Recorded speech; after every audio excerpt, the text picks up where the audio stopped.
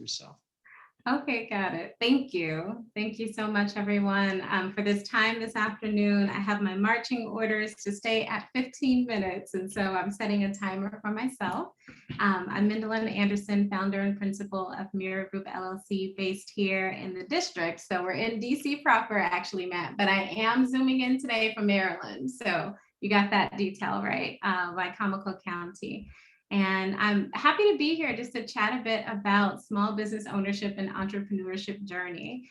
In the introductions that everyone shared, I heard and felt some similarities, some kindred spirits, some alignment in what calls us to do independent consulting or entrepreneurship work, and how we're able to give our gifts and talents. So I'll provide a brief overview of my journey, and looking forward to the conversation after that. So I start with this tagline, supporting equity as excellence since 2001, because my journey really began in the realm of research. And so as an undergraduate at UCLA studying sociology, so shout out to anyone that has a sociology background, I was first introduced to just the power of research, of data, of information, and just couldn't look back or turn any other way. So I was originally a business economics major. I was kind of bored with it and wanted to explore something else. And I had an advisor who said, knowing you and your interests, you should check out sociology. I was 17. I didn't know what sociology was at the time. I was only familiar with psychology and anthropology. And that advisor said, oh, it's basically the study of people in society and how they interact. And I said, okay, I'll check it out. And that started this love affair with research and later evaluation. So I just wanted to give a little bit of those details about this work. So the road ahead, this journey of entrepreneurship, small business ownership has been just that, a journey, rocky at times, unclear which fork in the road, which way to go along the way, but really grateful to be here today. And so when I think about the consulting journey, it really all started in 2007. That's when I walked myself into my first evaluation before I knew what evaluation was. I was a graduate student in the PhD program at Johns Hopkins University, and as is a tradition in my family and community, just doing a lot of service work, volunteering in Baltimore. And there was a group that I was very passionate about, spent a lot of time with, called the Baltimore Refugee Youth Project.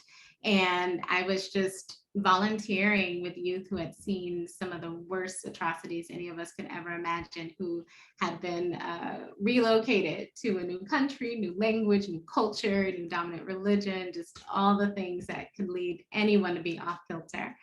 And in doing that work, I got to know some of those that were in humanitarian resettlement and aid. And I noticed how passionate everyone was about the work, and also the kind of burnout and the turnover that they experienced. And I said, well, I'm in this PhD program, I'm learning research skills. If there's anything else I can do around here to help support, let me know.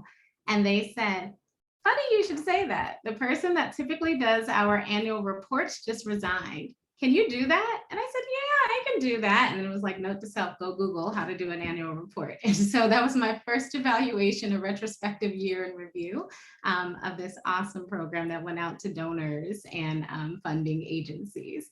And so it all started 1099 contract, right? I didn't even know I was going to get paid when I said, oh, just use me in the ways, you know, that you see fit. They're like, oh yeah, we'll pay you for this. And so that was my first 1099. It was before I was married. So my last name was Buford. So this little BCG that you see here was my name for Buford Consulting Group. I know, very snazzy, you know, has a nice ring to it. But I set up a little separate, at that time, it was ING Direct. They've been bought out by Capital One. So it's like Capital One 360 now, but a separate little account for my contracts, my money that came from Buford Consulting Group.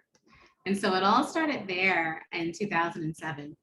Along that way of the journey, I finished up my PhD at Hopkins in 2010, straight into tenure track position in academia. So I hear from some of you that are in academia or recovering academics, as many of us like to refer to ourselves, and was up in Boston.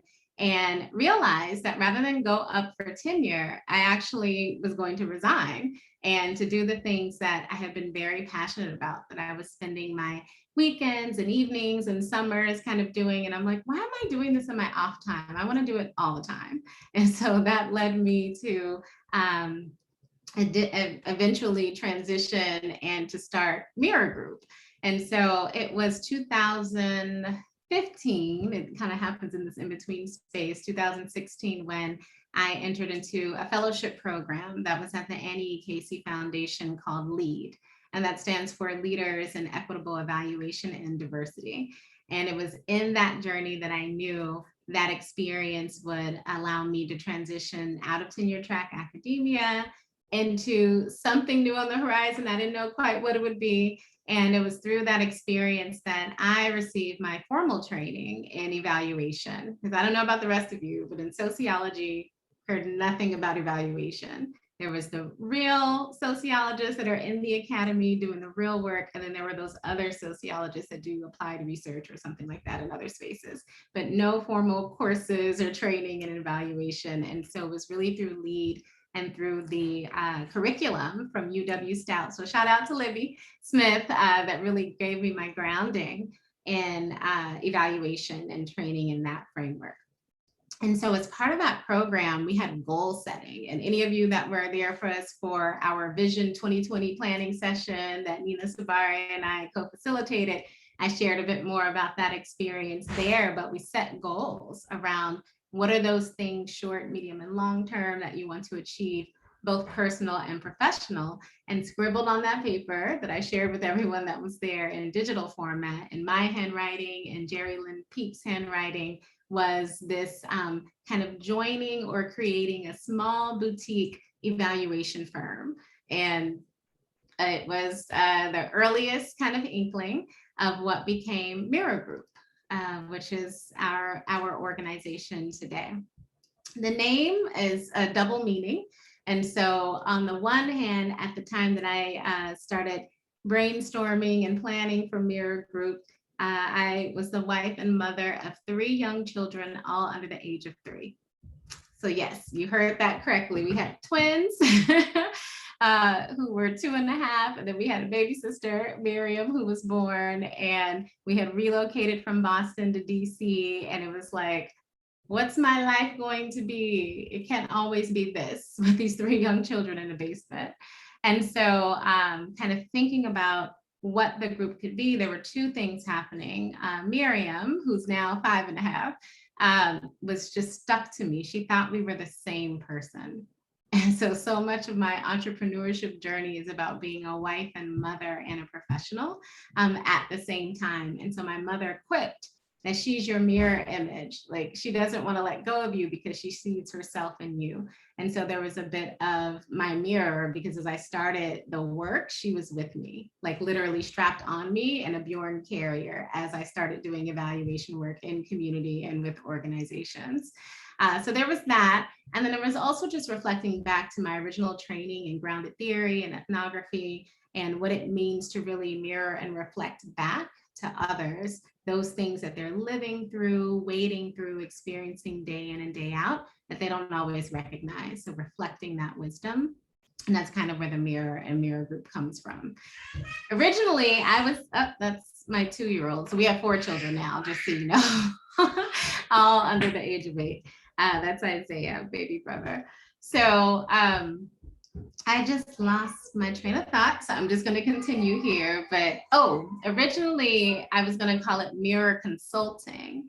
And my sister and my husband both said, you're just thinking about yourself right now, but you love collaborative work. That's the way that you work. Like, it's not just you, it's a group of people. So just call it Mirror Group. And I said, okay, fine. And so that's where our name sort of comes from.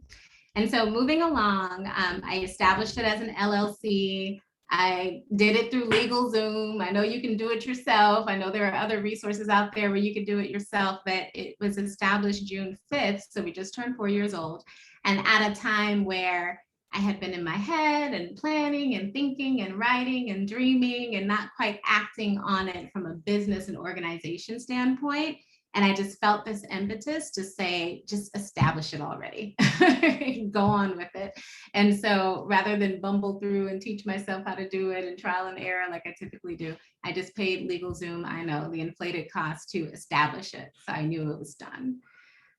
Looking forward over those initial years, I took on a post as a director of a master's program in evaluation. And as part of that negotiation, I said, I just started this consulting firm. I have no intention on letting it go. And they said, no, that's great. We love it because you have applied and academic experience. And so I still had the small projects that I had had the 10 years prior. It was still evenings and weekends. When you're in an administrative post, you're still working over the summer, but it was still kind of like the off time in small projects. I promised to give 2 years in that post. And so as we were approaching September 1st of 2019, it was like, okay, I can go into this full time. I'm excited. I'm ready. And so in conversation with the first accountant that we ever had, he said, okay, since you're going to make this shift, I recommend that you all recharacterize as an S corporation. And I said, okay. And so in 2019, it was sort of that shift to prepare for me to actually be a full-time employee in Mirror Group. Along the way, similar to with my BCG contracts of keeping that money in a separate account, I opened an enterprise checking account with a Black-owned bank in Washington, D.C., Industrial Bank. A lot of what we do is in alignment with our values and the communities that we serve and who reflect us. And so it's very intentional to bank locally and to bank with a Black-owned bank. And I was banking any a net that we had from contracts. I paid 1099s. I actually didn't pay myself those years. I just banked the salary. And so by the time that I jumped, and I know some people just jump or stumble or fall or get pushed into it, I'm so planful. And I had these little people and my husband, and I was just like, okay, I'm going to bank this money. And so by the time I hired myself, I had a year's worth of my old university salary sitting in this account. And I just thought, even if I twiddle my thumbs for the whole year, family doesn't skip a beat, we're all good. And worst case scenario, I can go back and apply for a job if I need to. Well, I'm happy to say 2021, not the case, still here in Mirror Group. And just in the beginning, just intently dove into those taxpayer dollar provided services, that government alphabet soup that I know Matt knows all about. I see him nodding. That really helps those of us that do not have a formal business background, and that is certainly me, kind of get grounded, not only in the technical expertise and the passion that we have in the work that we do, but literally in the organization and structure and taxes and fees and all the other things you have to do to run a business. And so that was SCORE, the Service Corps Retired Executives, where I was like first student in the road, taking notes, about all things from pricing to organizational budget to just runs the gamut, all the things I'm sure people in business school do all the time and I knew nothing about in the social sciences. The Small Business Administration here in DC, we have the Small Business, I think it's Development Center. We have the DC Small, what's the LBD? I can't remember. And then CBE. So again, alphabet soup. And I was spending this time, whether it was federal, in DC as the district, as well as, Maryland and Virginia, just kind of getting these resources and then working on the few small projects that we had. Well, the really exciting thing is as I transitioned out of academia and I let everyone know, I was like, oh yeah, I'm going to Mirror Group full time. They're like, really? I'm like, yeah. The neat thing was that the really deep relationships that I had formed with others, where we partner on each other's work as 1099 contractors and clients, I wasn't expecting this, but the signal was like, oh, you got your full time to spend on this. And we started getting bigger contracts and contracts for longer periods of time. And I thought, wow, this is really neat. Got to start planning to bring on some other folks because this is feeling pretty heavy carrying this with myself full time and others as 1099. And so began to make those moves with interns, paid interns. We don't believe in free labor at Mirror Group, and then part-time employees and now full-time employees. So you heard that bit about me being financially conservative and a little bit cautious, so kind of eased into it. to the point now where as of earlier this month, we have 5 full-time employees, including me. So very scary and also very intentional, just kind of leap of faith to see what we can do together with a core full-time team, and we continue to partner with 1099s and others. 2020 COVID hit. Okay, we've all been there. We're still living through it. And so at that time, I was grateful for how I waded in the alphabet soup, because there were new alphabet soup to learn. So EIDL, PPP, there was in DC, Small Business Micro Grant. There were different cohorts for entrepreneurs. So the inner city, interconnected community, I'm sure I messed that up. ICCCC, it's out of Boston. We received a Facebook grant. I did some training with the Management Center. 1863 Ventures was another cohort we were in. And again, I called it my mini MBA, my mini business school. Because when COVID hit, all I could think was, I don't want to lay anybody off or reduce any of their hours. And we have to know how to sustain. Because in the beginning, I had colleagues who lost all their work, all their contracts, literally overnight, right? Because folks were like, country shut down, what do we do? This is now canceled, it's not the priority. And that was really scary. That was not our situation, but we did have quite a bit of travel, because although we're based in Washington, DC, our team and clients are all over the nation. And so I was on the plane regularly, like twice a month, and then everything halted. And I just thought, oh gosh, are they going to cancel? What are we going to do? And so I took the opportunity to really just lean into more development of myself and of the organization. And so we built out lots of cool things, set some SMARTY goals, and leaned into refined operations. And that brings us to 2021. So I continue to just deepen in the business and entrepreneurship community. So with the Greater Washington Hispanic Chamber of Commerce, they have excellent resources and boot camps. I was a winner of their boot camp pitch competition, which was a lot of fun. Legal, and so getting to the space where early on, we would just use the contracts that our clients provided to us. Well, now we have a number of standard contracts at Mirror Group as well. Really having the opportunity to have legal counsel to review those contracts, all those things that early on, many of us, or I'll just claim for myself, signed without a second thought. Even though I read through it now, we now negotiate those to make sure that it's favorable. It's a small business. Finance, we had our first organizational budget last year and operating in it this year, which is very exciting. And we're continuing to do work on project costing and forecasting. In the human resources realm, you heard about all that hiring. And so it was very important for us to have a restorative HR approach and what that means to attend to the whole person and doing this work, because we're passionate about it, and that can lead to a good deal of burnout, as it certainly did last year. And so we're mindful to that, and just continuing our staffing model with full-time employees as well as 1099 subcontractors or partners. And we dabbled a little bit in a marketing and communications monthly calendar, and then kind of receded from that. And it's just like all these core functions of business, and everyone's like, you got to market, you have to pitch all the time, you have to do this. And it's not really my way, but I tried it and kind of failed a little bit. But we continue to look to that as an area of growth that perhaps another one of our new full-time team members will take on. And so we're just looking forward to how we can soar from here, really lean into our strengths. That's the S and the SOAR, take advantage of opportunities as they arise, because they are everywhere in every economy, under every administration, in every country, right? And so just really being mindful of that. How we align with one another to do the work well, and just soar together. So I'm going to stop. I know I am, I think 4 minutes over the 15 I was supposed to do, but Matt didn't pull the rug out from under me. So I'll stop there and let's chat. Let's talk. Thank you.